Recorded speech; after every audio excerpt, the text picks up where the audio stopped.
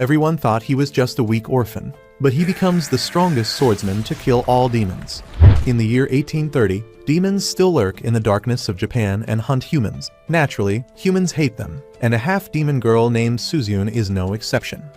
Even as Suzune keeps crying and apologizing, her dad kicks her out to the shed, and her brother Jinta can only hopelessly watch this unfold. However, he cannot bear to see his dear sister being insulted and tormented each day, so one stormy night, he decides to run away from the city with her.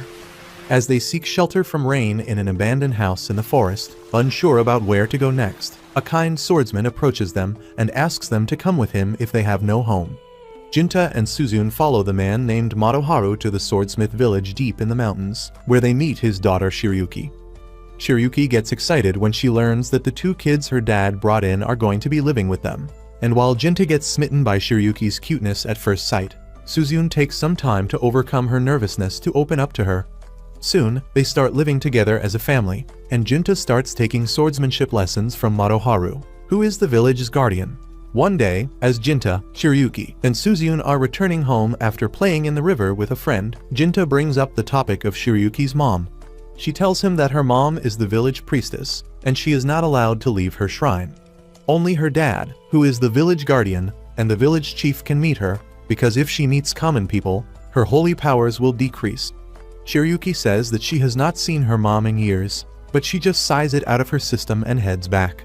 As time passes after that, Jinta keeps training under Madoharu and grows closer to Shiryuki, with Suzune being the third wheel between them. And then one day, tragedy strikes the village as a demon kills Shiryuki's mom, and her dad sacrifices his life to stop it from escaping. The night after their funeral, Shiryuki tells Jinta that she is going to be the next priestess after her mother because she wants to protect the village. She claims that the only thing she will regret is that she won't be able to see Jinta again, and he promises her that he will work hard to become her guardian so that they can be with each other again. Many years have passed since then, and both of them have kept their promises. Shiryuki is the priestess of the village, while Jinta is her guardian as well as the strongest swordsman in the village.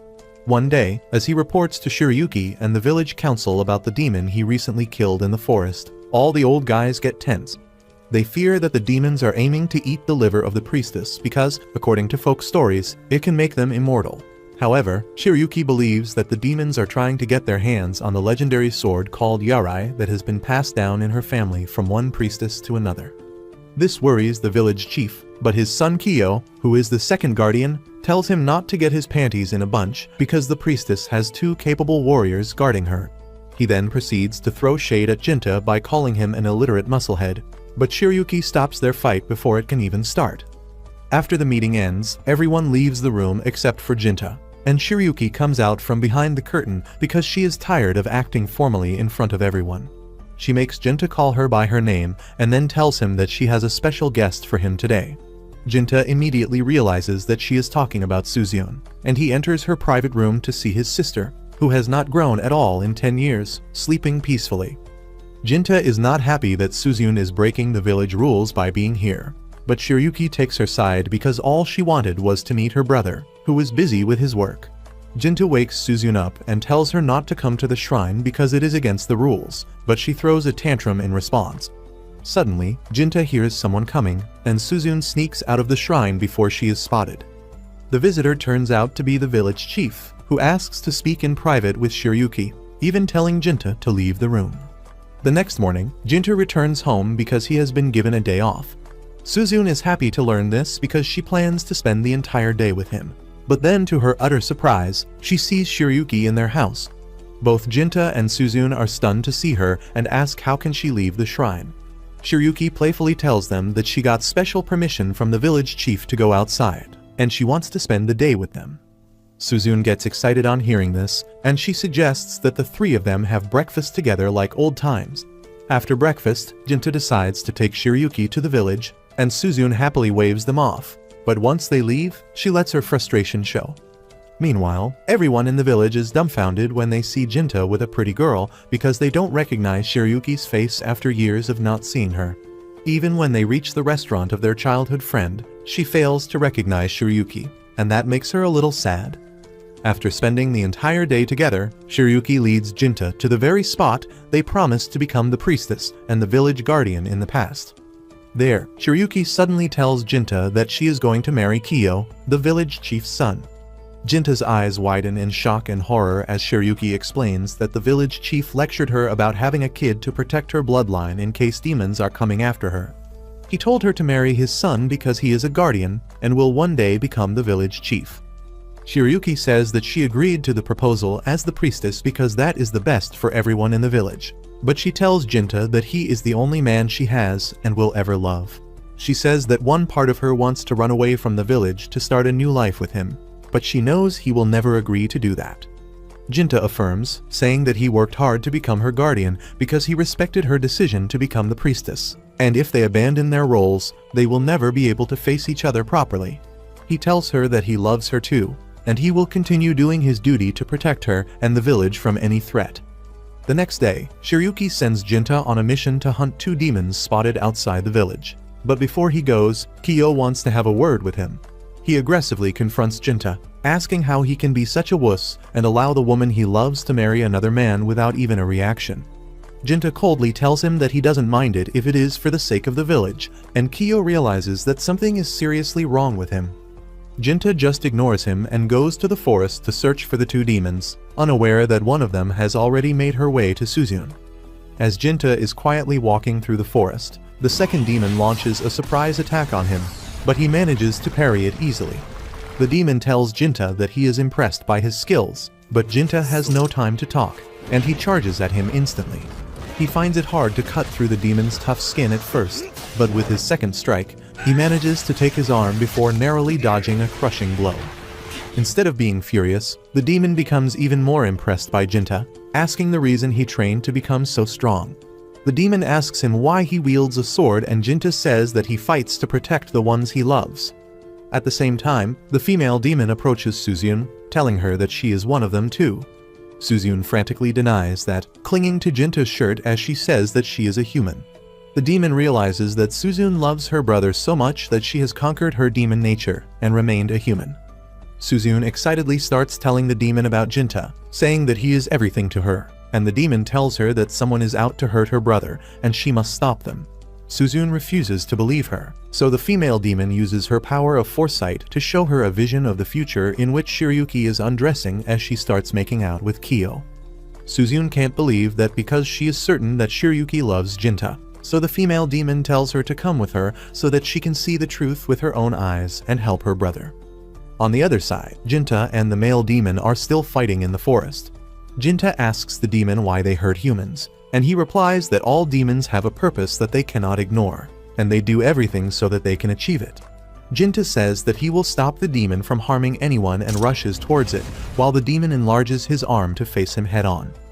One punch from the demon tears Jinta's arm, and his sword shatters after clashing with his hard skin.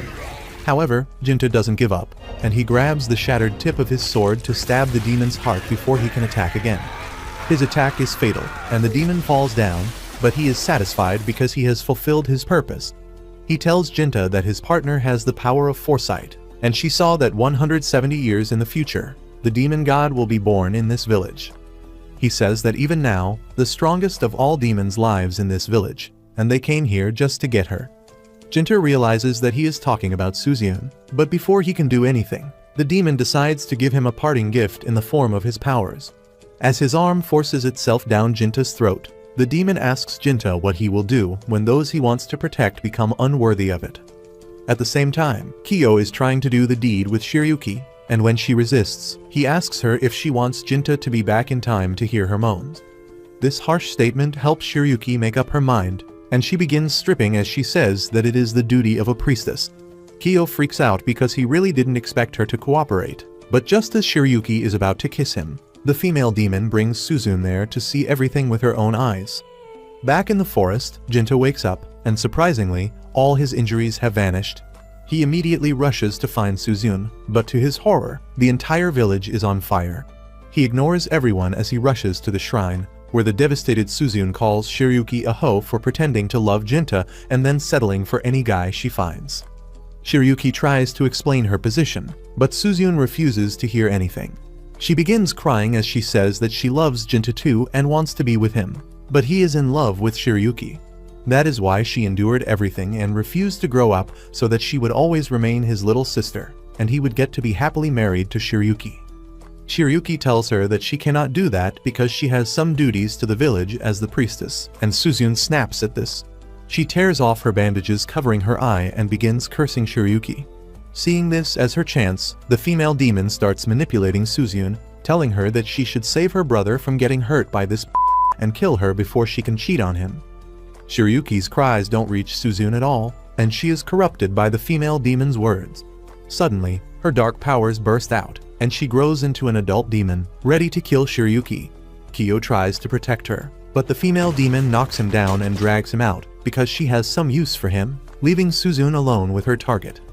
Shiryuki is terrified as Suzune draws the legendary sword of her family, but before she can attack, Jinta arrives there.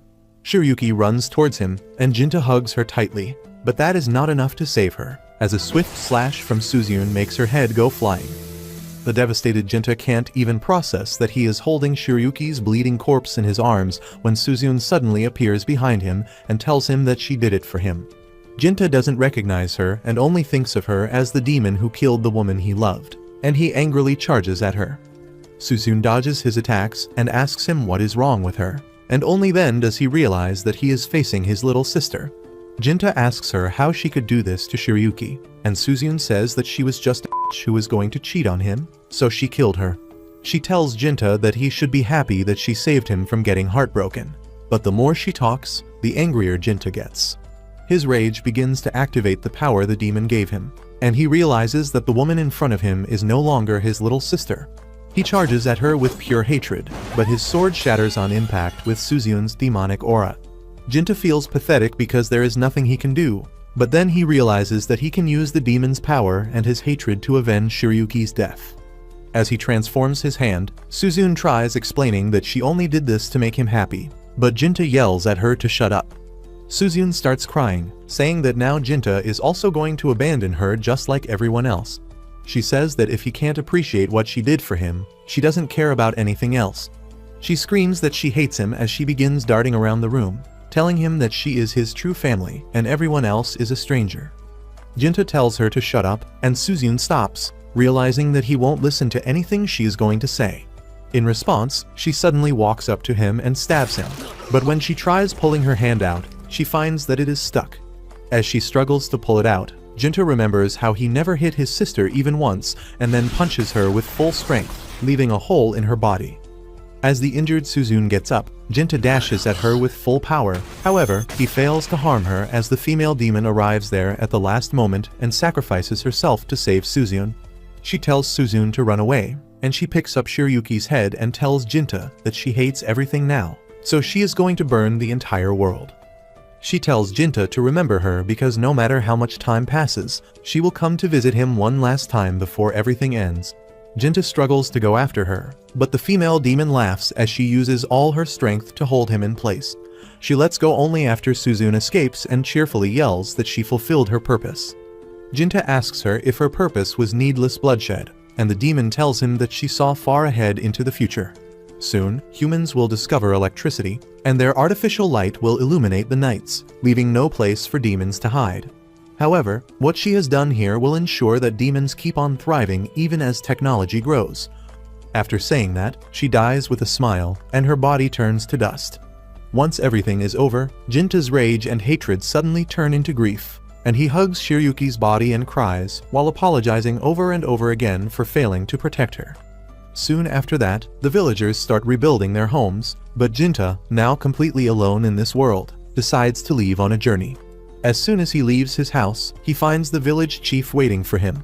They go to the village restaurant, where Jinta tells the chief that he is going on a journey to train himself from scratch so that he can protect the village from the demon god in the future. The village chief realizes that the demon god is going to be Suzune, and he asks Jinta if he is sure that he can stop her. Jinta says that he will do what needs to be done, and the chief once again asks him if he will give in to his desire for revenge and kill his sister. Jinta replies that he can never forgive the person who killed Shiryuki, and it doesn't matter that it was his sister. He says that he is full of hatred, but despite that, he wants to find a peaceful solution if it exists. The village chief is relieved to hear that despite turning into a demon, Jinta still has his humanity. To bid him farewell, he gives him the legendary sword Yarai, saying that since Shiryuki's bloodline has ended, the sword has no owner, and Shiryuki would want him to have it. Jinta accepts the sword, and then suddenly, the village chief falls to his knees before him. He apologizes to Jinta, saying that he knew that he and Shiryuki loved each other, but despite that, he made her marry his son. He says that everything he said to Shiryuki about the benefit of the village was just an excuse, and he just wanted her to marry his son Kiyo because he liked her too. The village chief says that he is to be blamed for this tragedy, and Jinta lifts him up but doesn't forgive him for it. He leaves the village after that, thinking about how his entire life changed in one day. As he starts wandering through the country, the only thing on Jinta's mind is preparing for the prophecy that will come true 170 years from now. A couple days pass by when Jin reaches a new village as a wandering warrior, where he is immediately called by one of the villagers for a job. The man turns out to be a local shop owner who has a foster daughter he loves a lot. The shop worker named Zen explains to Jin that the daughter's name is Natsu, and from the past couple of days she has been complaining about hearing a demon outside her bedroom screaming that she is her daughter and should come back to her. Her father is very worried about her, so that's why he wants Jin to be her bodyguard for a couple of days since she is going to turn 13 soon. Jin tries to ask for more details, but before he could even understand the situation properly, a young girl walks in with an attitude problem and starts screaming at Zen for wasting time instead of working. And then she turns over to Jin and thinks that he is too young to be an experienced bodyguard, and calls him a scam artist. Jin is very confused about the whole situation, while Zen tries to make her understand, but Natsu flips them off and walks away, telling Jin to leave. Zen apologizes for her behavior, but Jin leaves the house regardless. That night, Natsu starts having trouble sleeping again as she is scared that the demon might come again. Thankfully for her, Zen is a really nice guy and decides to sit outside her bedroom and guard her. Natsu feels better by this, but before she could get any shut-eye, she suddenly hears the horrifying noise of a demon calling her out. She gets terrified and asks Zen whether he heard it, but Zen hasn't seen or heard anything. He wonders whether his boss's daughter is loco, when suddenly he hears a loud voice screaming that Natsu is her daughter. Horrified, he starts looking everywhere, when suddenly a demon emerges from beneath the ground into the courtyard and starts walking towards Zen, while he freezes because of fear. The demon walks closer to him, while Natsu peeks out of the door and realizes that this is the end of her and Zen as the demon decides to attack. But Jin comes in clutch and slashes the demon's arm off, saving Zen's life. The demon looks confused to see a demon hunter in this house, but before it could do anything, Jin slashes the monster into two with a single slash of his sword. The demon falls to the ground and disappears, while Natsu asks whether the demon is dead. Jin turns around and tells her that the rate of him guarding her just went up, because this demon hasn't died yet and will probably be back again. The next morning, Zen and Jin sit down for some tea, where Zen thanks Jin for saving his life, while Jin asks him for any information on Natsu. Zen looks confused, but tells Jin that Natsu is not a demon child, if that's what he is thinking about. According to him, Natsu is the daughter of some far relatives of the boss, but her parents died so the boss took her in.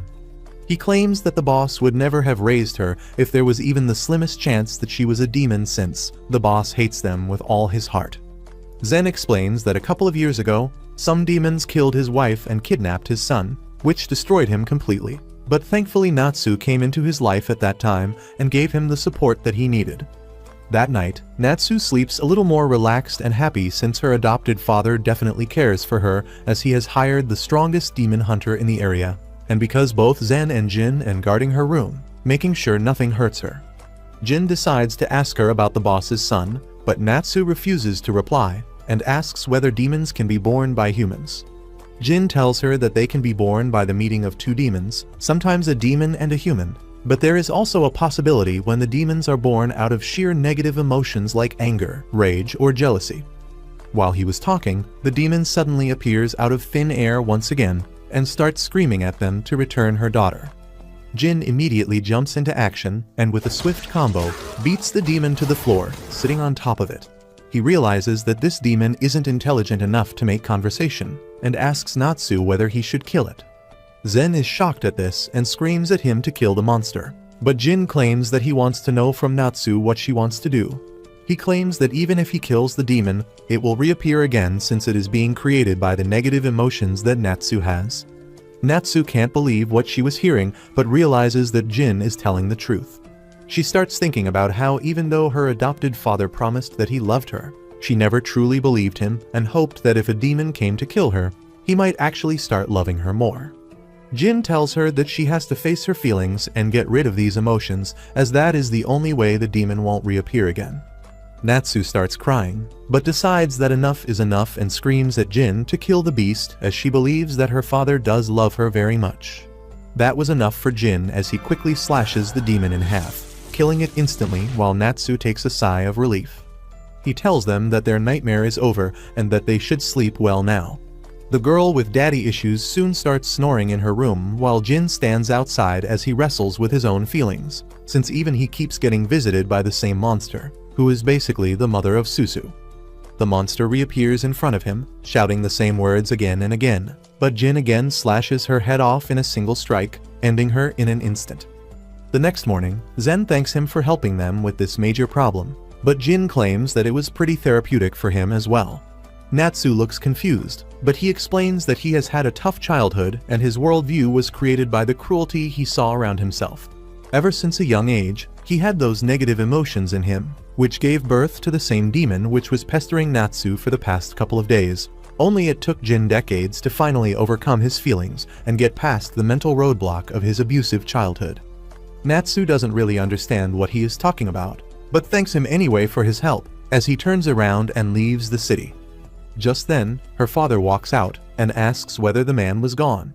Natsu thanks him for hiring Jin, as without him, she would have probably been always scared to sleep at night, but her father claims that any parent would do the same for their child. He then turns towards Zen and tells him to get back to work once again if he wants to retain his job and not become a shelf stalker. Zen immediately runs inside while Natsu decides that this is the time to pay back his father for all the kindness he has shown him till now. She looks him straight in the eye and asks whether she could help them in any way, which was enough for her father to get happy as he tells her to live a long and happy life, as that would be the best thing that she could do for him. On the other hand, Jin looks at the falling leaves from the beautiful trees, realizing that another season has passed and still he is not even close to his goal of eradicating the demons from this world. But he takes a deep breath and decides to keep walking towards new adventures in the next city. A few days later, Jin is in a restaurant in another town, enjoying a hot bowl of noodles while the shop owner and his daughter chat with him. The shop owner complains about the emperor who can't even handle the pirates in the sea nearby and the serial killer rumored to haunt the town, but Jin tells him to watch what he says. The owner immediately changes the topic and asks Jin about the noodles. Jin tells him that they are quite plain and boring, and the man doesn't mind his honest answer because he knows the truth. However, he is curious why Jin keeps on coming to his restaurant even though there isn't anything for him to do in this empty town. His daughter tries to stop him from scaring away their only customer, but the shop owner is confident that Jin doesn't mind small talk. Jin asks him why did he open a restaurant in this city in the first place, and the man replies that he wanted to run away from his past. After Jin is done eating, he pays the restaurant owner, who is curious about his source of income. Jin tells him that he kills demons for a living, and the man initially laughs it off, but then gives him some tips about how to find his next job. He reminds Jin about the serial killer he was talking about earlier and says that there are many nasty stories surrounding his victims.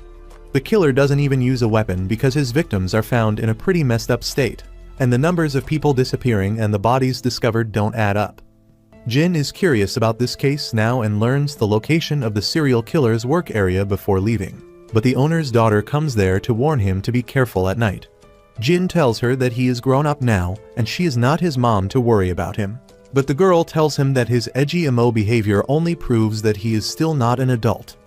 At night, Jin goes to the bridge where the serial killer is expected to be found, but after seeing no signs of him coming, Jin decides to return to his inn. However, he hears a woman scream just as he is about to leave, and he runs towards it to find 3 people lying dead on the street. There is no one around, and Jin examines the 3 victims to see their wounds. All the 3 victims are men, but he heard a woman scream, and that creates suspicions in his mind. While Jin is busy making sense of everything, he feels someone approaching him from behind, but as he turns around, he finds nothing. He still stays alert and blocks the attack of an invisible demon before trying to counterattack, but he can't hit what he can't see. Jin tries locating the demon, but then suddenly, his back is slashed open by an invisible attack, and by the time he turns around, the attacker is already gone. Jin is pissed now, so he decides to stop holding back. He unleashes the demonic power of his arm as he waits for the invisible demon to attack him, and then hits him with his full strength, shattering his blade and yeeting him away. Jin manages to injure the demon this time, and then he asks him to come at him again. However, the demon calls for a ceasefire and makes himself visible. Jin asks the demon his name before he kills him, and the demon replies that he is Mosuk. Jin decides to finish him off with his demon arm, but Mosuk immediately surrenders, saying that he doesn't want to fight him. Jin asks him why the hell did he attack him then, and Mosuk says that he was trying to hunt down the serial killer as well, and since he had heard that the killer was a demon, he suspected Jin. However, when Jin called him the killer, Mosuk realized that he was the wrong guy and surrendered. Jin is confused now and asks why would a demon want to catch a serial killer, and Mosuk tells him that they should talk somewhere else where no one sees them. He then leads Jin to his house, which seems pretty cheap but normal. Mosuk turns into an ugly human inside the house and tells Jin that sometimes old demons like him decide to live their lives as humans. He offers Jin some cheap booze and then starts introducing himself. He says that he is one of the superior demons who have lived for over 100 years thanks to his special ability to turn invisible. Jin remarks that he is quite weak for a superior demon, and Mosuk nervously replies that they are called superior demons because of their awakened abilities and not their strength. He admits that some superior demons are weaker than regular ones, and he is one of them.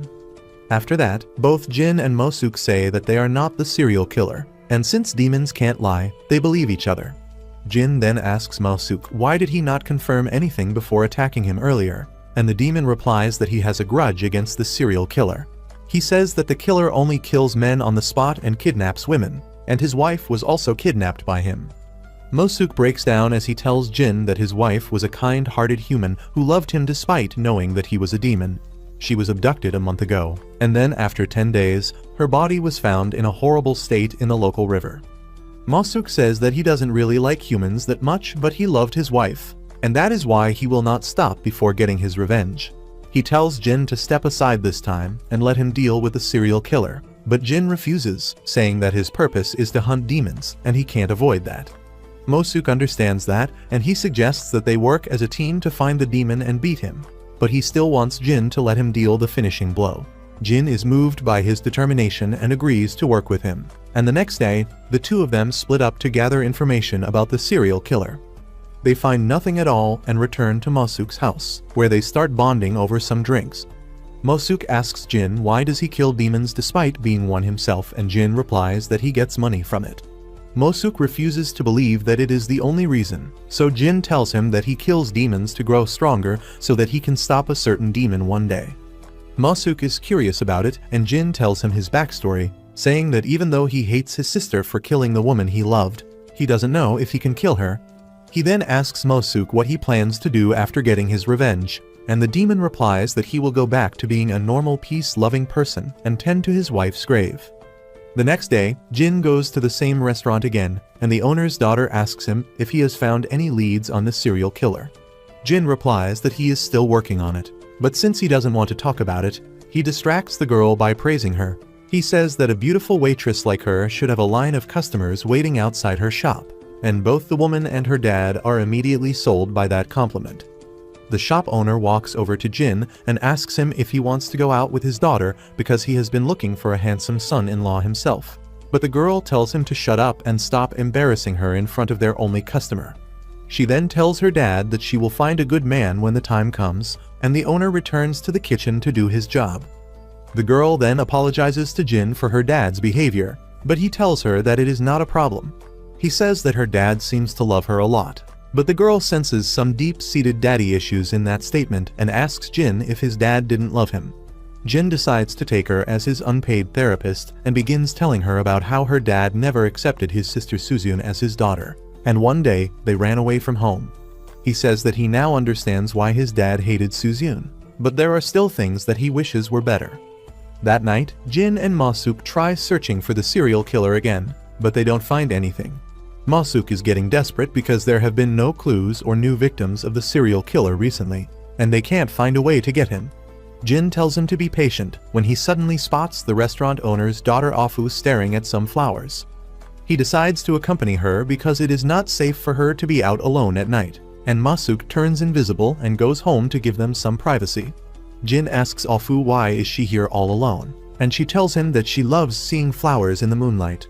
She tells him in detail about the flowers in front of them, and after hearing her ranting, Jin offers to escort her home. As they walk home, Orphan tells Jin that he is too broody and silent, but since he is not Batman, he should quit the act. She tells him to have a little more fun in his life, but he replies that he can't take her advice because his purpose is everything to him. Suddenly, Orphan spots a flower bush near the road and she eagerly starts telling Jin about it. She then moves on to another plant, but Jin knows it too well. Its stems can be boiled to make stomach medicine, and he says that back in his village, he had a friend who ate too many sweets and he had to make that medicine for her regularly. A gentle smile spreads on his face as he remembers the time he spent with Shiryuki, and Orphan immediately brings up his previous statement about how he can't have fun because of his purpose. She tells him that he has things he enjoys in life and some memories he is fond of, so he should stop avoiding the good things in his life just because he has a mission. Soon after that, they reach Orphan's home and the lights are still on. Jin bids her good night and then says that she should tell him about the flowers some other day too, but probably when the sun is still out. Once Orphan goes home, Masuk suddenly appears behind him, saying that she is a good girl. Jin is shocked that this nosy scumbag followed him around despite saying that he was giving them some privacy. Masuk just giggles and then leaves on his mission to find the serial killer. The next night, as Jin is waiting on the bridge, a drunk man and a beautiful girl pass him by. The girl is so smitten by Jin's handsome mug that she doesn't notice a demon in front of the drunk man till the poor man gets slashed. She falls to the ground and screams as she sees the wolf-like demon, but Jin takes his stance to fight against it. The demon pounces at him, and Jin easily parries its attack and sends it to the side. The girl freaks out, asking what the hell is happening here, but Jin just tells her to stay behind him without making a sound if she wants to live. The demon starts attacking him again, and Jin blocks its attacks, but then gets pushed to the side. Taking advantage of this, the demon goes straight to the girl and attacks her, but thankfully, Masuk comes there just then and saves her. Jin immediately attacks the demon, but he can't penetrate its thick skin, and the demon runs away, leaping on air. Jin apologizes to Masuk for letting the demon flee, but he understands because neither of them expected it to be so tough. Masuk decides to tail after the demon and find where it went, but Jin asks him to not engage it in a fight even if he finds it. Just then, the girl arrogantly tells Jin that he should act like a gentleman and help her get up. Jin coldly plays along because he doesn't want any random nagging at him, but when the girl asks him if he doesn't remember her, he realizes that her face is familiar. He realizes that she is Natsu, who has grown up a lot in 3 years. She is glad that he remembers her and then complains that he has not changed even a bit. Jin just tells her that he is immune to aging, and that makes Natsu jealous on behalf of all women around the world. Jin then asks her if she was out on a late-night walk, and she replies that she was just delivering an urgent parcel to one of their regular customers. Jin remarks that she has changed a lot, and now she smiles quite naturally, and Natsu is quite flattered by his compliment. Suddenly, the servant Zen appears behind her, freaking her out, and then he starts asking Jin if there is some sort of romantic tension between her and Natsu. Jin tells her that the girl was just attacked by a serial killer, and Zen starts screaming like a bitch once they show him the dead body. He tells Natsu to call the cops, but she tells him that cops can't do shit against demons, so they should leave it to Jin. Jin decides to take his leave since Zen can escort Natsu now, and he asks them to contact the noodle shop if they ever need his services. Suddenly, Zen remembers some rumors about a nearby temple whose priest died recently, and now people are saying that a demon lives there. At the same time, Masuk is trying to find the wolf demon when he sees her flying away after kidnapping a woman. Seeing a helpless woman in the demon's claws reminds Masuk of his wife's fate, and consumed by rage, he forgets everything about not attacking it.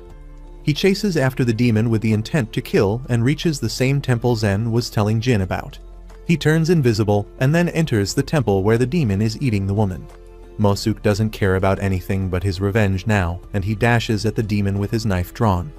However, the demon senses his killing intent and attacks him instead, ripping a hole in his sides. The demon ignores Mosuke after dealing fatal damage and goes back to enjoying his snack. But Mosuke starts feeling pathetic because he is now going to die without getting his revenge. Soon, Jin arrives at the temple, and he immediately runs to Mosuke's side when he sees him severely injured. Mosuke tells him that the demon was here just a few minutes ago, and it was eating a woman. He is sure that it was the same demon who killed his wife, but Jin begins to have some doubts after hearing that the demon was eating the woman. Mosuke hands him his knife, saying that it was made in the village of Kodono, where Jin is from, and says that it works like a charm against demons. He asks Jin to kill the demon using it so that he can at least get some share in the revenge. Jin agrees to do that and then asks Mosuke to give him his power because he will need it. Mosuke gladly agrees to gives it away, and then Jin uses his demon arm to consume him whole. As Mosuke's power enters his body, Jin also sees his memories of how he was always on the run from other demons, so he decided to live as a human instead. He then met a kind woman, fell in love with her, and she accepted him despite knowing that he was a demon. Once the memories fade, Mosuke also turns to dust and vanishes, and Jin decides to get revenge for him and his wife. On the other hand, the demon brings another woman to his nest and starts eating her. It talks to itself, saying that the moment it grew conscious, it was already a monster, and the only thing it knew was that it had to go home without knowing where home was. Its instincts told him to kill humans and eat them, and it did just that, but still, it was not satisfied. It wondered what he could do to become fit for returning home, and soon found the answer when it first ate a woman. It realized that eating women gave its body something that it was lacking, so it kept doing that. As the demon is busy eating, it suddenly hears Jin's voice, asking if it is stupid to come back to the same lair after just being attacked here. The demon turns around to see the intruder, but Jin is invisible right now. He runs towards the demon, slashing its hand clean without being noticed. The demon cries in pain and then tries attacking, guessing his location purely through instinct. Jin dodges everything, and he is confident that this time, he is going to win. He deactivates invisibility and uses his demon arm to increase his strength, beheading the demon with just one slash of his sword. The demon's head falls to the ground and starts writhing in pain, but Jin is not done with it yet. He says that the rumored serial killer kills men on the spot and kidnaps the women, which is why the number of people missing and bodies found don't match up.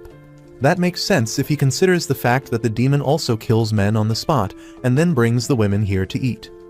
However, Mosuke's wife was found in a river, and if she had indeed been kidnapped by the demon, she would have been eaten too. He wants to know what happened and asks the demon what it wants. The demon tells him that it needs a body to go home, but that doesn't explain anything. Jin decides to absorb the demon's power, which makes it dash ahead with great speed, even allowing it to walk on air. After that, he decides to look into the demon's memories to get some answers and finds that it used to be a woman who was violated by a group of men and then thrown into the river. The woman wanted to go home, but she could not go back to her husband with her body like this, so she started wanting a proper body right as she drowned and became a demon. As the woman calls out Mosuke's name in her memory, Jin realizes that the demon Mosuke wanted to kill was his wife all along. He finally realizes what happened and pities the unfortunate couple as the demon's body vanishes, leaving behind the woman's hairpin. The killings stop after that, but Jin's mission is not yet over.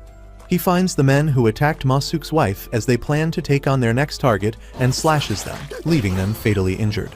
However, he doesn't let them suffer for long as he takes Mosuke's knife and kills the men with it, telling his friend that he got revenge for him.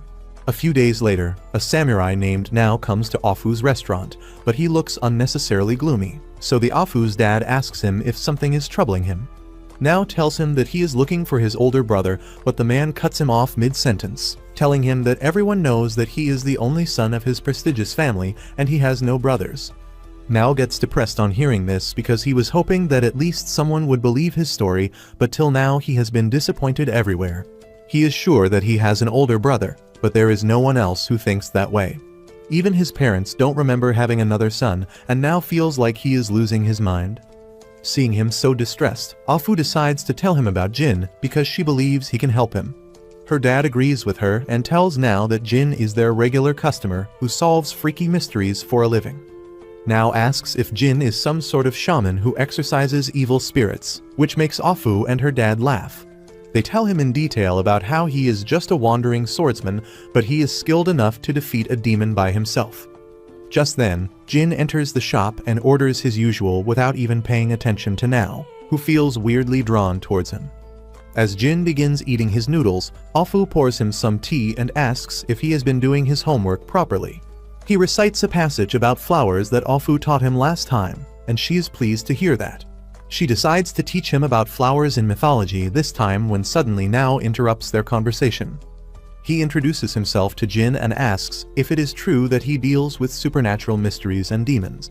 Jin affirms and now gets hopeful that he might be able to solve the mystery of his elder brother. Jin quickly tells him that he can't be sure of that, because the only thing he is good at is killing demons, and unless there are demons involved in this case, he can't do much. The disappointed Nao leaves the restaurant even without eating his noodles, and Afu's dad starts to pity the poor man. He tries to put in a good word with Jin, asking him to help Nao out because he is mentally unstable because of losing his brother. Afu joins him too, and Jin agrees to take on their request. He visits Natsu at a restaurant first, and as they sit down to eat some sweets, Jin suddenly asks her when is she getting married to Zen. Natsu chokes on her sweets and tells Jin that she will never marry Zen because he is like a brother to her. She adds that her father has given her the freedom to pick her husband, but she knows that he would prefer her to marry a merchant or a samurai. On that note, she asks Jin if he doesn't need a wife, and he replies that only a crazy woman will marry a demon hunter without a stable job. Natsu agrees but tells him that he should think of getting settled soon. She asks Jin how old he is, and when he tells her that he is 31, she freaks out because he doesn't look a day older than his 20s. She gets jealous because she wants to be immune to aging like Jin, but he has had enough of her yapping, so he gets up to get back to his job. Natsu asks him why a skilled swordsman like him has to hunt demons because he can get a job anywhere, but Jin has no answer to that. He replies that it seems to be the only path for him, and Natsu gets relieved on hearing that because it makes him sound like a normal human. On the other hand, Nao is about to leave his house when his mother suddenly stops him. She asks him if he is going to look for his imaginary brother today as well, and Nao angrily tells her that his brother is real because he remembers him. His mother gets upset at this and tells Nao to focus on his duties as a samurai rather than wasting time on this stupid side quest. This makes Nao even angry, and he tells the old hag that he will do his duties properly once he finds his brother. He then runs away from home, but as he stops, the memories of his older brother come to his mind. His brother tells him that he understands the samurai principles of sacrificing everything for the family and the country, but he is not willing to follow them because he doesn't agree with them. Nao thinks out loud, asking his brother where he is, when suddenly, Jin appears next to him. He tells Nao that he is going to help him solve the mystery, but gives a disclaimer that he might not be able to find anything. Nao tells him that it is enough for him that he is willing to try and asks him to come to his home so that they can talk in peace. However, he quickly remembers his mother's foul mood and decides to hang out in Afu's shop instead. There, Nao notices that Jin's sword seems to be rather high quality and asks if he belongs to a famous samurai family. Jin gives him a generic explanation about his backstory, but that is enough for Nao to figure out that he is from the Kodono village that was famous for its blacksmiths. Nao turns out to be a sword nerd, and he bombards Jin with questions about the sword. He asks if he can unsheathe the sword to show him the blade, but Jin refuses, telling him to get to business. Nao apologizes for getting carried away and then explains that his older brother Sada has gone missing, but no one else seems to remember him at all. Jin is curious now, and Nao tells him that his parents also claim that they have never heard the name of Sada in their entire life. He adds that some people had vague memories, but they also couldn't believe that he has another brother. Just then, Afu and her dad arrive there to tell their customers that they should talk about such things in a private place where no one else can hear them. Jin coldly replies that it is a good thing they chose this restaurant because no one actually comes here. After the small banter, he turns to Nao and asks when did his brother disappear. Nao replies that he disappeared around the end of January, and before vanishing, he said that he was going to see a girl. Nao remembers seeing some strong-smelling flowers in his brother's room as well, but he doesn't know what kind of flowers they were. He begins describing the flower and adds that he found them right after his brother disappeared. What was surprising was that his brother was never really fond of flowers, and there was no one else who entered his room after his disappearance. Jin is invested in the story now and asks Nao if he still has the flowers. Now replies that he preserved the flowers, thinking that they might be evidence about his disappearance. Jin thinks about it for a bit and then tells Now that he wants to visit his house to continue his investigation. The next day, Jin visits the noodle shop as usual, and to his surprise, Natsu is also there. Seeing that Natsu and Jin are on a first-name basis makes Ofu's dad insecure, and he tells his daughter to step up her game, but she shuts him down because she is not trying to riz Jin. Jin doesn't care about who is thirsting after him because he is busy figuring out Nao's case. He asks Ofu what she thinks about the samurai, and she replies that he is a proper gentleman who always talks politely. Natsu adds that she bumped into him the other night and he was really nice to her as well. Ofu's dad adds that Nao's only fault might be his obsession with swords. He then brings out a decorated hairpin and tells Jin that Nao gave it to him a few days ago. However, it is a really precious item that someone like him shouldn't possess, and that is why he wants Jin to take it. Jin objects, saying that it was a gift from Nao, but Ofu's dad is adamant, and in the end, he gets Jin to take the hairpin from his hands. Jin then asks Ofu about the flower Nao was describing last night. He wants to know if they were daffodils, and Ofu hangs her head in despair as she affirms. Jin gets a bad feeling on hearing her answer, and he prays that the flowers are not daffodils because that would mean that a powerful demon is haunting the house. The next day, Nao takes Jin to his house sneakily, but his mom catches him in the action and thinks that her son is gay. She asks him who the guest is, but Jin goes up to her and properly introduces himself. The woman greets him, and then Jin tells her that he is from the Kodono village. Nao's mom knows that Kodono village is famous for blacksmiths and her son is a sword nerd, so her doubts are immediately resolved. Nao tells her that he called Jin here to drink and talk about swords and not to clash their swords in the dark, and his mom believes him.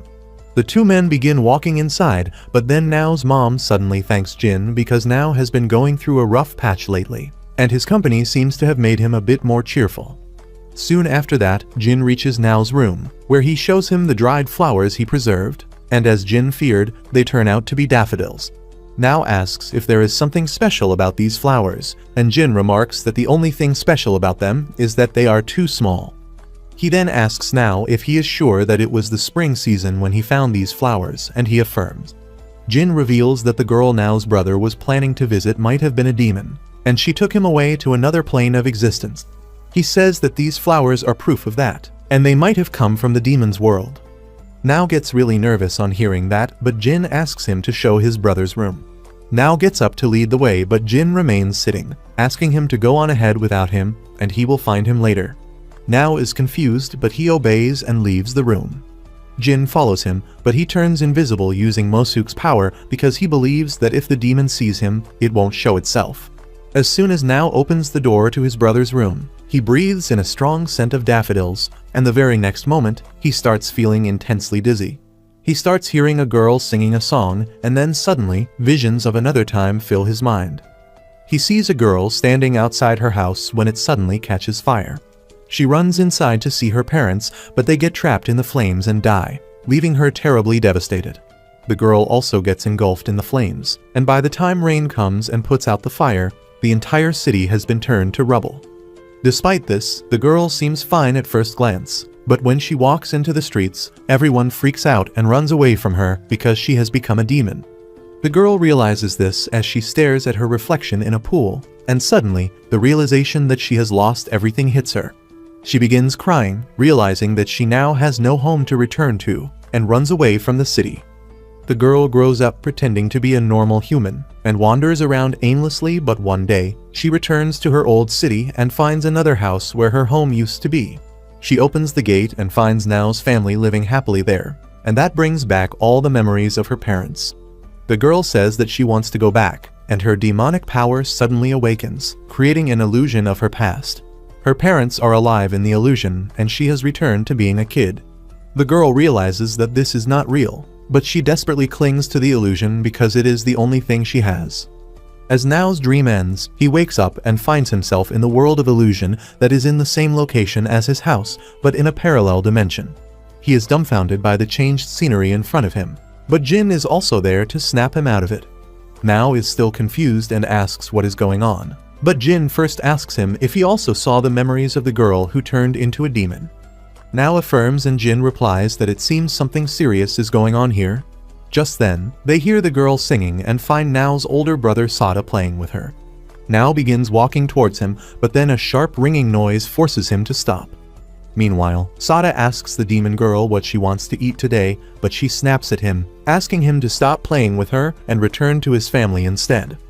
She tells him that she doesn't need his pity because she can see her parents in this world, and that is enough to keep her happy. Sada tells her that it is the people living in a house that make it home, and her true home is not here. He says that this place can't bring her true happiness because she is all alone, and then tells her that he will leave this place, but only if she comes with him.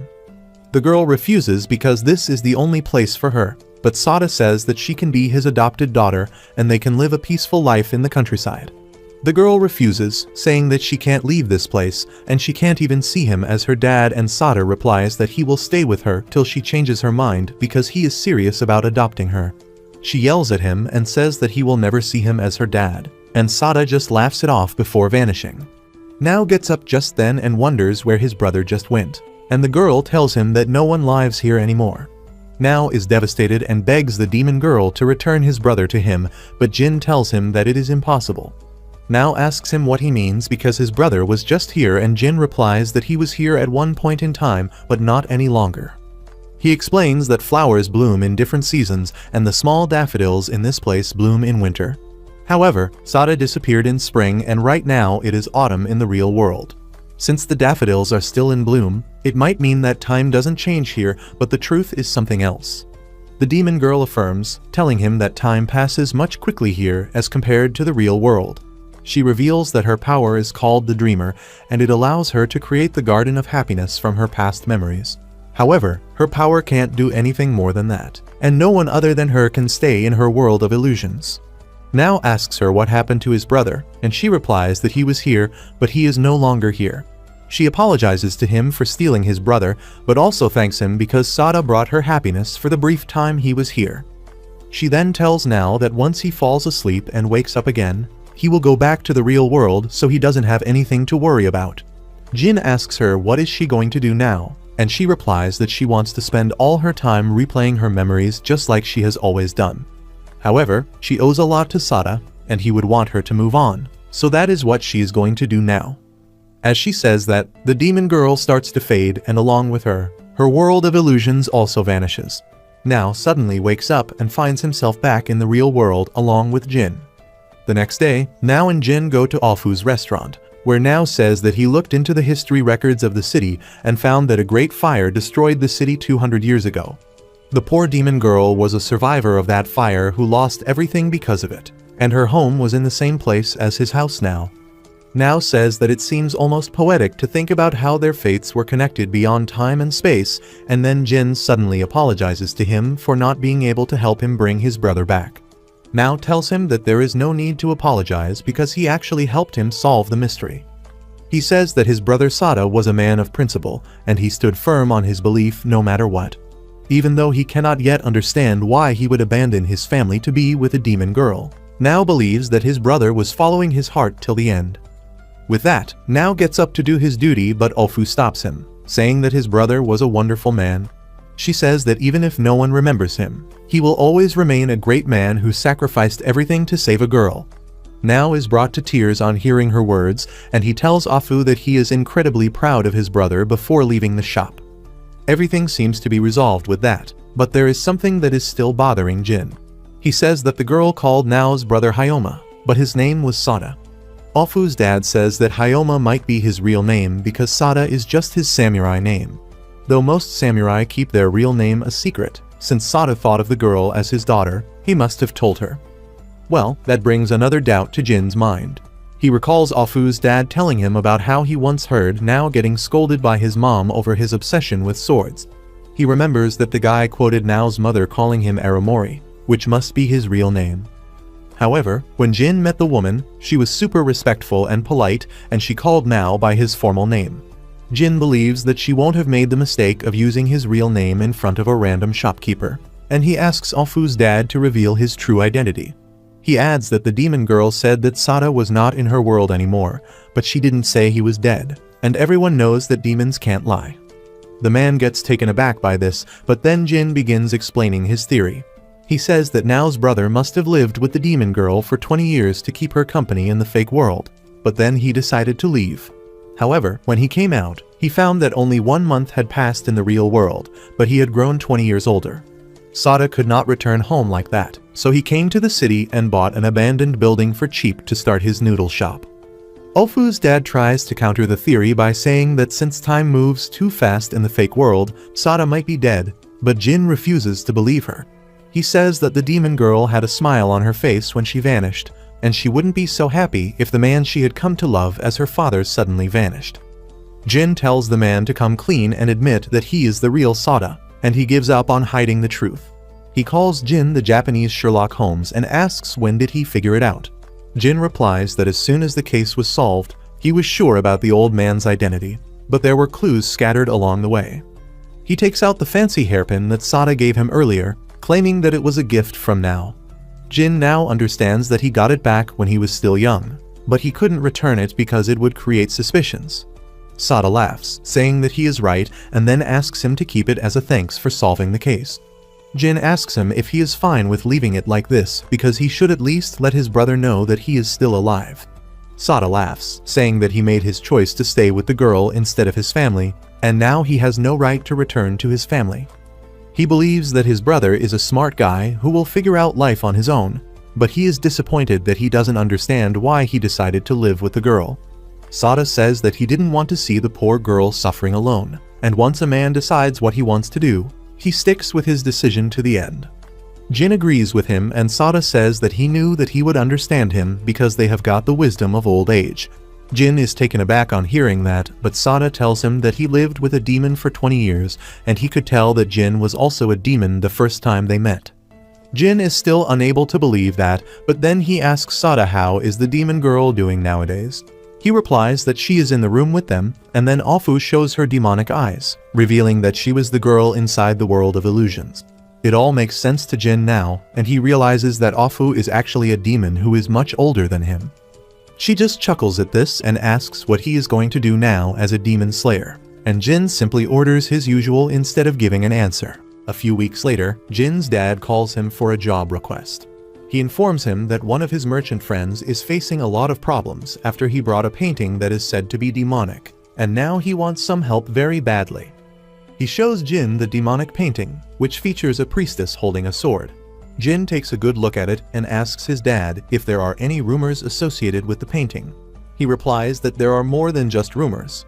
The painter who made the painting has fallen seriously sick, and he believes that it is the demons who are taking revenge on him for selling this picture. He asks Jin what he thinks, and he replies that the painting looks normal at first glance, but demonic objects show their true nature only under the right conditions. His dad agrees and asks him to find if the painting is demonic, and if it is, he should deal with it. He promises to get him a good reward for completing the task, and Jin gladly accepts. After that, he goes to Orphan's restaurant to eat some noodles when suddenly, Zen comes looking for him. He takes out the demonic painting from his pocket, asking Jin to do something about it because it is said that it is cursed and it killed its previous owner. Jin notices that the painting is torn at the bottom, and Zen says that he accidentally dropped it. The old man Sada tells him to get out of his shop immediately because he is not going to risk having a damaged demonic item inside. Zen just apologizes, but then Jin pulls out the copy of the painting that he got earlier. He says that he heard the same story about the painting having a demonic touch, but he can't understand if that is true for all the copies. Orphan takes a look at the painting and says that it looks like a normal painting, and asks Zen if they can find out more about it. He says that the painting doesn't look too old, and since he has good connections with a few art stores, he can find the artist who painted it. He takes Jin to the art store the next day, where the old shopkeeper welcomes him because he is a regular customer. The old man tells him that he took down all the copies of the demonic painting from his store because he didn't want them to scare his customers. Zen says that the stories about the painting being demonic are just rumors, but the shopkeeper doesn't think so. He says that the artist who painted them is really bedridden with an illness, and one of the customers who bought the painting died. Zen understands his concerns and asks him about the address of the artist before buying his weekly dose of Playboy magazines.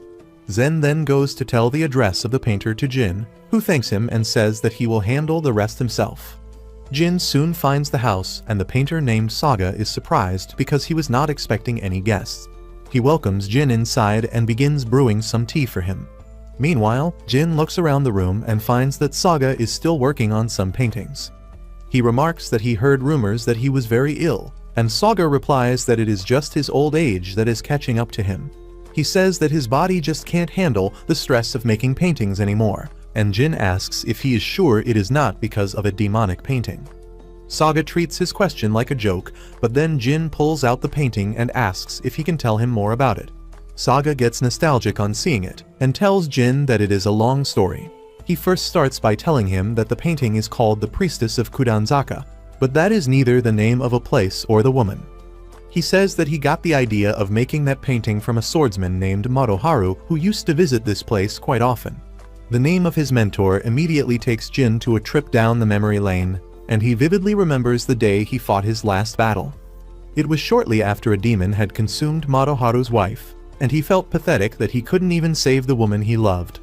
Behind him, Jin held the unconscious Shiryuki in his arms, and Madoharu began telling him that he actually hated his wife when he was first assigned to guard her.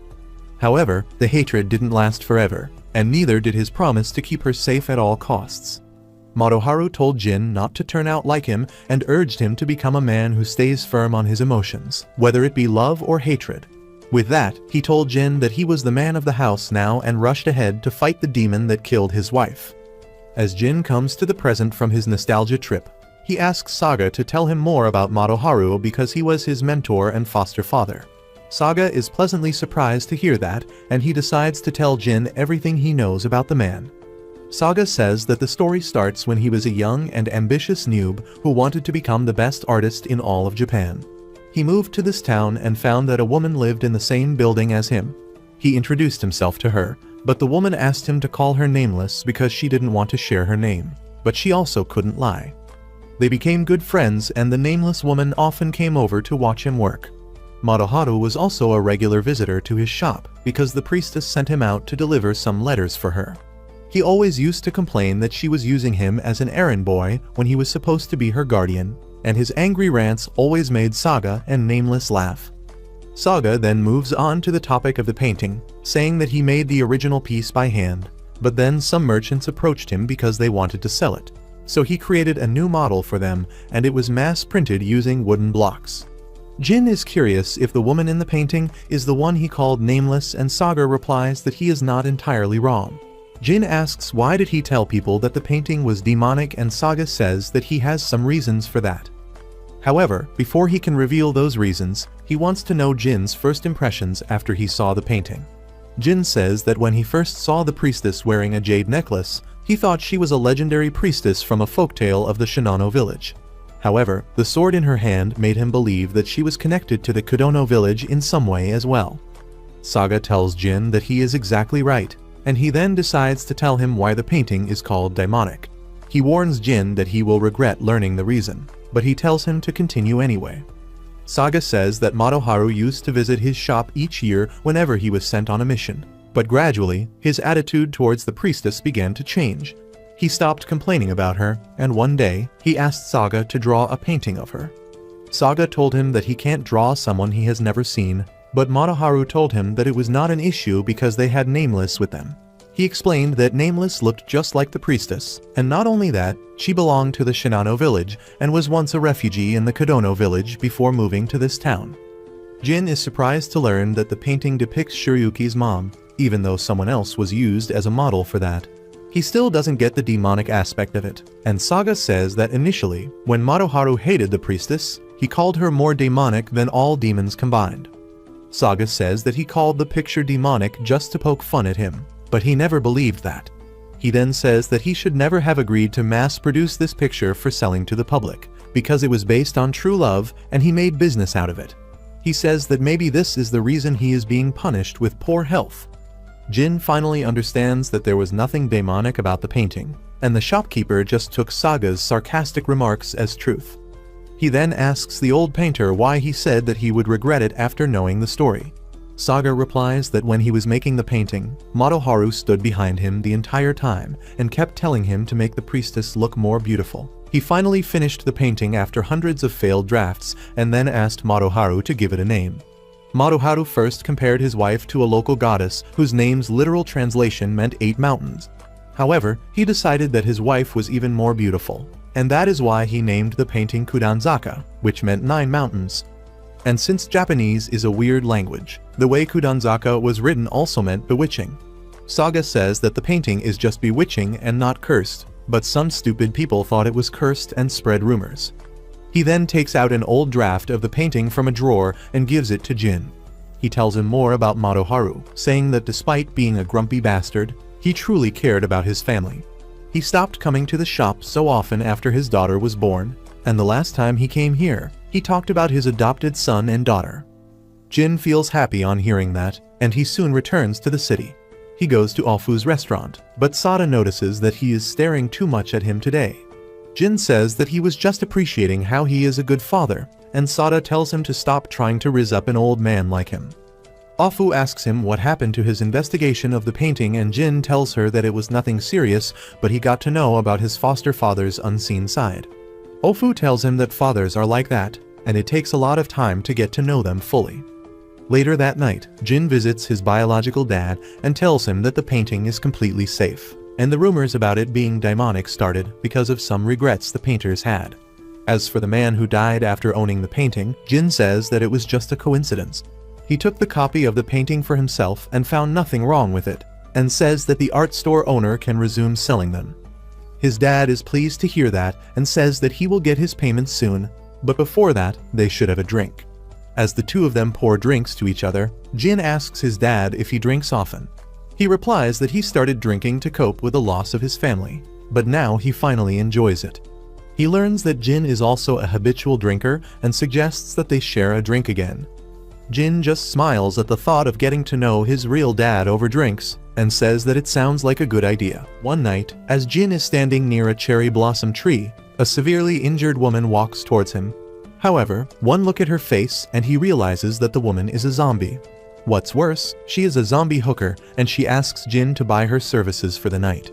He calmly refuses and the woman starts begging him while pointing an old rusted knife towards him. She tells him to buy her because her body is in a lot of pain, and when Jin tells her that he cannot do that, the woman finally reveals her real demonic form. She begins attacking Jin while cursing him, but he easily dodges everything and then cuts her down. The demon falls to the ground, and as her body vanishes in white smoke, Jin suddenly finds a pretty and rich woman standing in front of him, wearing a similar attire to the zombie woman he just killed. The rich woman turns out to be his client who hired him to deal with the demon. She is a famous courtesan and tells Jin that the demon he just killed used to be a pitiful woman who was kidnapped and sent into this nasty job. She caught all sorts of diseases from her customers, and when her body and mind were broken, she was thrown out. She turned into a demon who hunted men here at night, and the woman hired Jin to deal with her. Jin asks her if she did it out of pity, but the woman replies that she feels that one day, she might end up in this state too, and so she wanted to do something for the poor woman. She thanks Jin for helping her and then apologizes for burdening him with her story. He asks what makes her think it is a burden for him, and she replies that it is the most important part of her job to read a man's expressions. She says that he looks like a lost little boy, and then decides to take her leave. Before going, she asks Jin to kill her in case she ever turns into a demon, but he tells her that she won't be able to pay him then, and he doesn't work for free. The woman just calls him a capitalist pig as she walks away, and Jin thinks that she is one strange woman. A couple days later, Natsu and Ofu go to a festival by themselves because all the men they know are busy with work. The two of them have fun, and then they come across a plant called the lantern plant. Natsu is curious about how they got their name, and despite all her knowledge about flowers, Ofu doesn't have a complete answer to the question. She says that it may be because of their shape and the bright orange color, but one story says that demons burn these flowers at night so that they can keep working. Natsu gets grossed out on hearing this and tells Ofu to stop ruining the beauty of the flowers. Ofu asks her if she hates demons, and Natsu asks her who doesn't. She reveals that she has been attacked by demons twice, and if Jin wasn't around, she would have died both times. She tells Ofu about the first time she met Jin 4 years ago, and how he skillfully defeated a demon while protecting her. She admits that she had some teenage fantasies when she was this handsome and skilled swordsman, but she quickly realized that they were too alike to be good for each other. She says that the more she got to know Jin, the more she realized that he is just a broken soul like her, and that gave her a certain sense of peace. Afu realizes that Natsu's feelings are not romantic, and she adds that Jin has a hard time accepting his own feelings. Natsu is about to ask her if she likes Jin, when suddenly someone calls them. They turn around to find a shopkeeper calling them to see his goods. Afu greets him because he is a regular at their shop, and the man then introduces himself as a kitsu to Natsu. Natsu immediately says that he can't be a kitsu, because that is the name of one of the most skilled accessory make of the previous generation, and he is dead now. He laughs it off, but she accuses the man of selling cheap goods using the famous master's name. But as she looks at his items, she finds that they are not that bad. A kitsu then shows her some decorative shells and says that if she gifts them to a boy she likes, he will definitely fall for her. Natsu blushes as she says that she doesn't have anyone like that. But Afu quickly joins the conversation and says that her friend is just shy, and she indeed has someone she likes. Natsu curses her for ratting her out, and Akitsu decides to show her something even more special. He takes out a necklace shaped like a sparrow and tells Natsu that it will suit her perfectly. She examines the necklace and finds that it is nicely made, and then Akitsu tells her that in China they have a superstition that when sparrows go underwater, they turn into clams. Natsu asks him what the hell does that have to do with her, and Akitsu says that since she is not ready to give someone a clamshell, she should hold on to the sparrow in the meantime. She feels like slapping the snarky bastard for trying to be smart with her, but she likes the necklace and decides to buy it. Akitsu says that it will cost her 80 coins and Natsu says that it is too much for his level of craftsmanship. He replies that he will throw in a bonus for her and takes out a golden hairpin, which Natsu immediately identifies as an authentic work of the real Akitsu. She asks the merchant how he got this, and he tells her that he happened to purchase it for dirt cheap at a thrift store. He asks her if she doesn't want it, and Natsu is more than happy to get something so precious for so cheap. With that, the two of them head to enjoy the festival and soon, the sun sets. As it turns dark, Jin starts doing his job and enters a mansion to kill a demon hiding there. The demon turns out to be a scared kid, and Jin asks for his name first. Just as the demon says his name, Jin kills it, and then heads back to the client to inform him that the mission is completed. The client thanks him and then hands him his reward money, and then offers to give him some bonus. He takes out a flask of special alcohol that he has brewed to sell in the market, and tells Jin that he can be the first person to try it. However, despite being a serial drinker, Jin refuses to take the flask, and the client says that he will call for him again if he faces any problems. Jin leaves with that, and the woman from before comes to meet him again. She was the one who gave him the information about the demon at the place, and Jin gives her a commission for the accurate info. The woman reads his face and says that he looks gloomy, and he replies that he just killed someone he didn't want to. The woman can tell that even if he didn't want to kill them, Jin couldn't spare them, and then laughs because he is too easy to read. She begins walking away with that, but then remembers another piece of important information. She says that recently there are rumors of another demon hunter. She only knows that he is a shaman who uses dog and bird spirits to hunt down demons, and she is not sure how much of it is true. Anyway, Jin goes to Afu's shop the first thing in the morning, and she has been eagerly waiting for him as there is a big problem she can't make any sense of.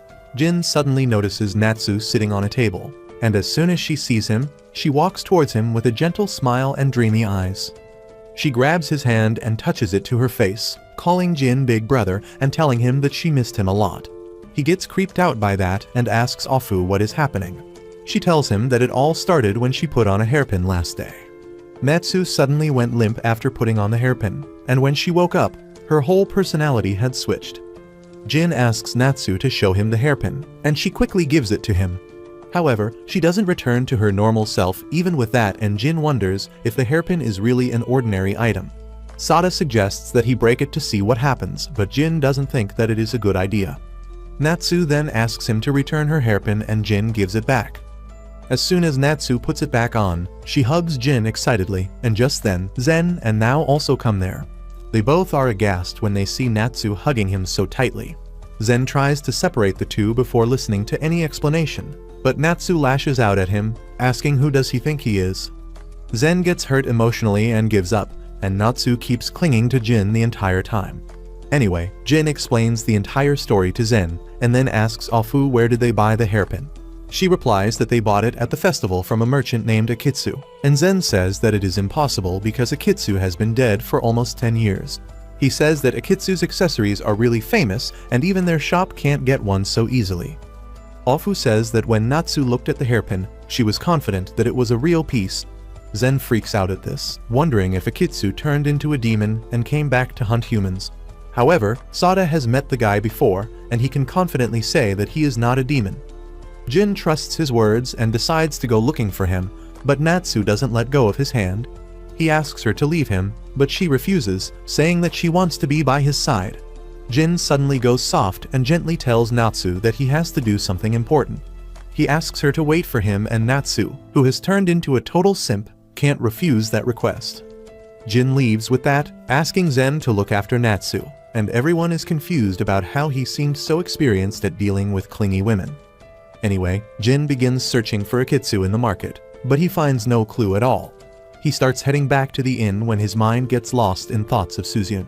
Suddenly, someone calls to him, startling him, and Jin turns around to find a guy yapping about how this is the best time to get some drinks.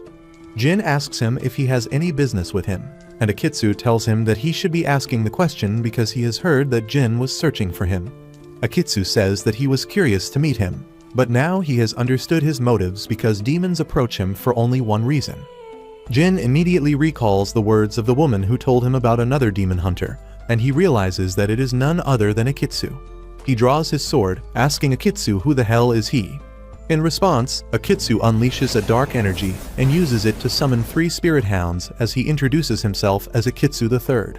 Aki immediately commands his spirit dogs to attack Jin, who easily slashes one of them. The dog vanishes after being cut, but Aki tells Jin that this will not be enough to keep them down. Within a few seconds, the defeated dog reappears from a black fog and attacks Jin from behind, while the other 2 dogs pounce at him from each side. He cuts them all down quickly, but the dogs regenerate again and Jin decides to change his strategy. He uses the power of invisibility and Aki is surprised, thinking that is his true power.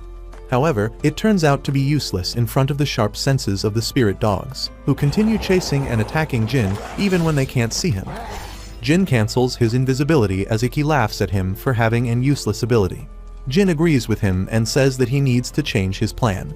Aki doesn't even have the time to understand what he means by that as Jin activates his ability to dart forward towards him. He punches Aki and sends him flying, and before the shaman gets up, Jin is already at his location. Aki asks how can he have 2 powers, but Jin points his sword towards him and then slashes him. However, that doesn't do any damage because Jin attacked an illusion that Aki had created. As Jin is standing there confused, the spirit dogs attack him and manage to pin him to the ground. Aki thinks that he has won and decides to go home, but then Jin suddenly stands up and says that his spirit dogs were as powerful as high-level demons. Aki is shocked on seeing him alive even after being attacked, but he soon learns that Jin has absorbed his spirit dogs using his original power. Jin sends the dogs after him and Aki panics. He tries running away, but the dogs corner him quickly and then Jin tells him to talk if he wants to live another day. Aki is surprised and asks if he is really not going to kill him, and Jin says that he needs answers to some questions, and for that, he is willing to spare his life. Aki agrees to cooperate with him, but he asks Jin to send the spirit dogs back first because they are freaking him out. Jin agrees and calls back the dogs, and Aki asks if he is really that naive all the time. Jin is pretty sure that he is not lying, and Aki just sighs in response. He then asks him to let him collect his pets first, and immediately goes to pick up some dog toys on the ground. Jin is curious about them, and Aki tells him that just like powerful negative emotions turn people into demons, he has the power to infuse emotions into objects and turn them into spirits or demons as well. Jin then asks him why he called himself Akitsu III earlier, thinking that he might be from a family of exorcists. However, Aki tells him that he is not an exorcist. He explains that the powers of exorcists are transferred to the next generation through genetics, but that is not the case with him. The original Akitsu was indeed a normal craftsman like most people know, but he was so good that everything he made ended up with a soul inside it. He worked hard to create a technique so that he could use that spirit to turn objects into his pets and weapons, becoming an exorcist who fought ghosts. When he retired, he passed on his name and technique to his best student, and Aki says he is the 3rd guy with the title of Akitsu.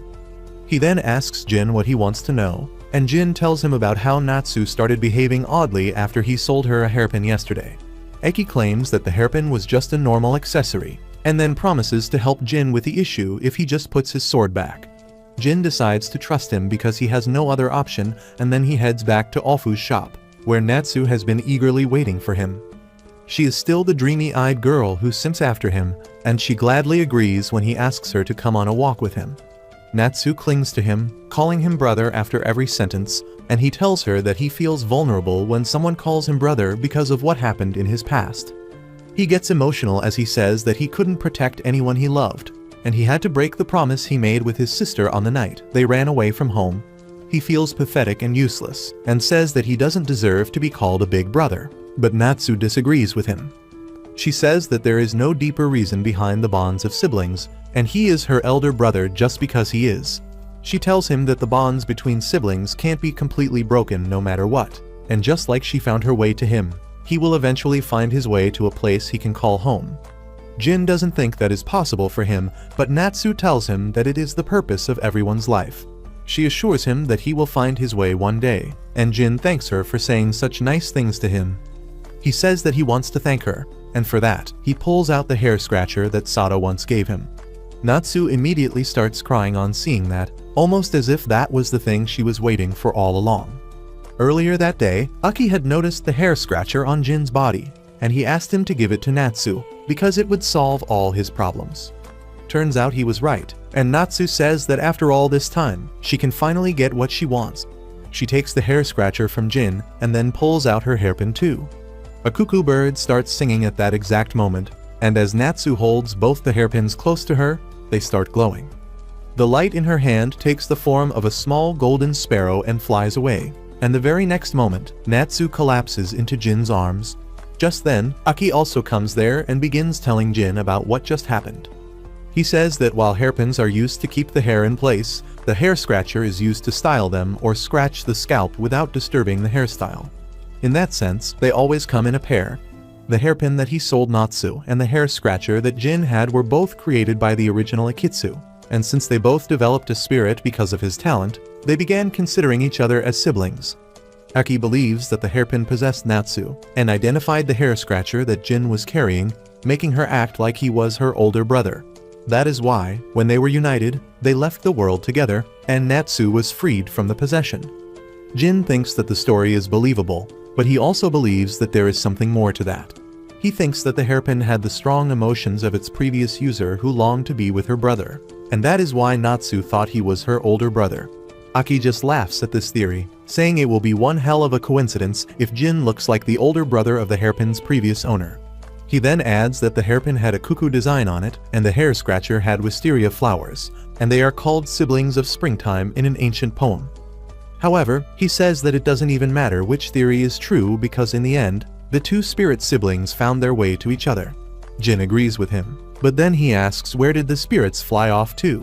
Aki replies that he believes that in the end, our emotions always go to the place which feels like home, and since the spirits were made of emotions, they might have gone to the place they call home. With that, Aki gets up to go home and Jin asks if he is really going to let him go even though he is a demon in human form. Jin tells him that he has already let Ofu go despite knowing that she was a demon, so he doesn't have any problem letting another non-problematic demon be free. He says that he might be a shaman and a mercenary who fights demons for money, but he doesn't have any problem with those who don't want to harm humans. However, he wants Jin to remember that no matter how kind he is or how many people he saves, in the end, humans will come after him because he is a demon. The next day, Natsu is fully back to her senses and Zen is really glad to hear that. However, he wonders why is she looking so gloomy and distant and Ofu says it is because she remembers everything that happened yesterday clearly. Zen gets it that acting like a clingy little sister will make anyone embarrassed, and that makes Natsu really angry. Just then, Sada comes there with tea and tells Natsu to order anything she wants because it is on the house today. She is happy to hear that, but just as Sada mentions that Jin has not come to the shop today, she starts blushing, wondering how will she face him after how she behaved yesterday. Meanwhile, as Jin is walking through the town, he runs into the informant woman Yotaka, who tells him that she has some rumors for him. Jin is more than happy to hear her out because hunting some demons will clear his mind too, when suddenly, he hears a cuckoo bird sing. Yotaka tells him that the bird suddenly appeared around her home in the morning and woke her up. And Jin suddenly realizes that the spirits of the siblings found their home by her side.